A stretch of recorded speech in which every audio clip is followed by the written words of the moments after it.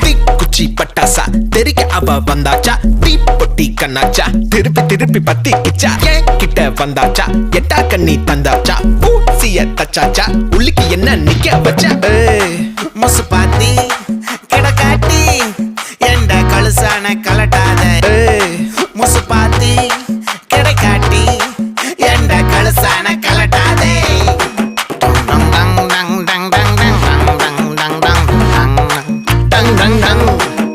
நான் தொட்டா துளாச்சி வச்சா வேட்டாச்சிடா.